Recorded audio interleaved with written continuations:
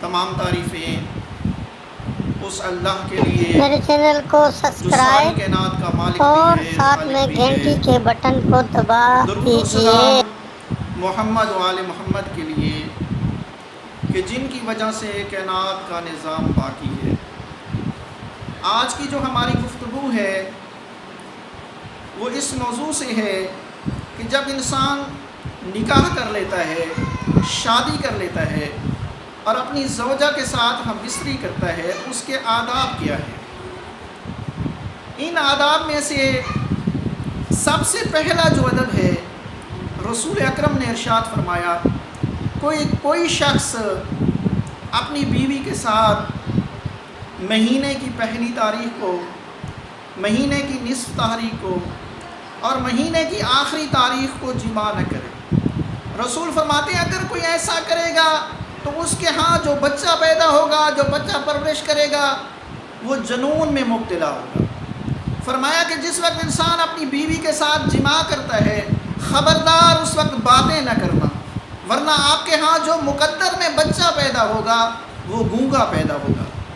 آج اگر ہم دیکھیں کہ بہت سے بچے ہمیں گونگے نظر آتے ہیں تو ہمارے ذہن میں ایک سوال یہ بھی پیدا ہوتا ہے کہ کیا انہوں نے رسول اکرم صلی اللہ علیہ وآلہ وسلم کے فرمان کی نافرمانی تو نہیں کی۔ تیسری شرط یہ ہے کہ بوقت جماع انسان کو چاہیے کہ عورت کی شرمگاہ کی طرف نہ دیکھے، ورنہ معصوم فرماتے ہیں جو بچہ پیدا ہوگا وہ آنکھوں سے نابینا پیدا ہوگا، وہ آنکھوں سے اندھا پیدا ہوگا۔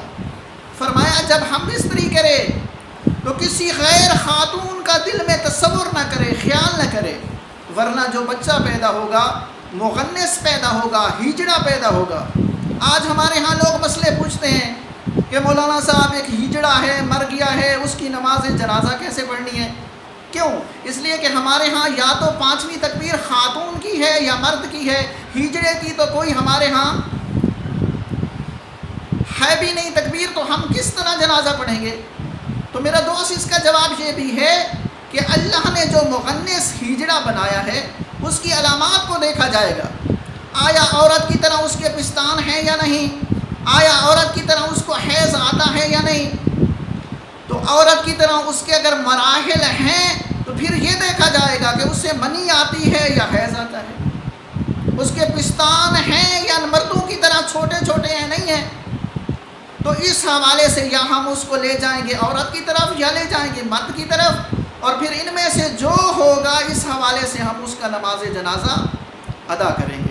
اس کی جو وراثت تقسیم ہوگی وہ بھی وراثت اسی طریقے سے تقسیم ہوگی۔ اور معصوم ارشاد فرما رہے ہیں کہ جب اپنی بیوی کے ساتھ ہم بستری کرو، خبردار غیر عورت کا تصور نہ کرو، ورنہ جو بچہ پیدا ہوگا وہ مغنس پیدا ہوگا۔ اس کے بعد 5ویں شرط جو حدیث میں بتائی گئی ہے کہ جب میاں بیوی جماع کریں تو ان کے پاس علیحدہ علیحدہ کپڑے ہوں کہ جس سے وہ اپنی گندگی کو صاف کریں۔ اگر وہ ایک ہی کپڑے سے گندگی کو صاف کرتے ہیں تو معصوم نبی فرماتے ہیں کہ ان کے درمیان جلد جدائی ہو جائے گی، ان کے درمیان جلد طلاق ہو جائے گی۔ لہٰذا ہمیں چاہیے کہ معصومین کے فرمان کی روشنی میں ہم جماع کریں۔ اور معصوم نے فرمایا 6ٹھی شرط یہ ہے کہ کوئی اپنی بیوی کے ساتھ کھڑے کھڑے جماع نہ کرے، ورنہ معصوم فرماتے ہیں جو بچہ پیدا ہوگا ہمیشہ بستر پہ پیشاب کرے گا، جس طرح گدھا جہاں پہ ہوتا ہے پیشاب کر دیتا ہے۔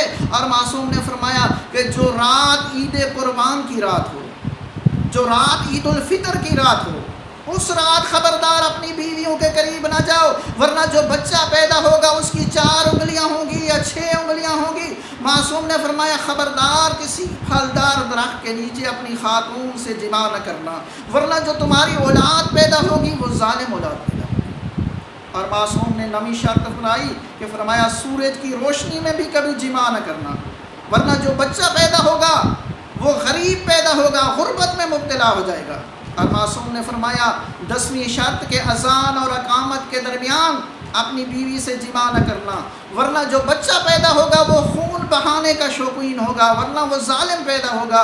اور پھر 11ویں شرط معصوم نے فرمائی کہ جب تمہاری بیوی حاملہ ہو جائے تو خبردار جب اس کے پاس جانا جماع کرنا پہلے وضو کر لینا، ورنہ جو بیٹا پیدا ہوگا بخیل پیدا ہوگا، کنجوس پیدا ہوگا۔ اور معصوم نے 12ویں نشانی یہ فرمائی، معصوم فرماتے ہیں جب شعبان کے آخری 2 دن رہتے ہوں تو خبردار اپنی بیوی کے قریب نہ جانا، ورنہ جو آپ کا بچہ پیدا ہوگا وہ ظالموں کی حمایت کرنے والا ہوگا، ظالموں کی جماعت میں سے ہوگا۔ اور پھر معصوم نے 13ویں شرط بتا دی، فرمایا کہ اگر تم نے صبح کو سفر پہ نکلنا ہو تو خبردار اس رات بھی اپنی بیوی کے قریب نہ جانا، ورنہ جو تمہارا بچہ ہوگا فضول خرچ پیدا ہوگا، جو بچہ پیدا ہوگا بخیل پیدا ہوگا، جو بچہ پیدا ہوگا کنجوس پیدا ہوگا۔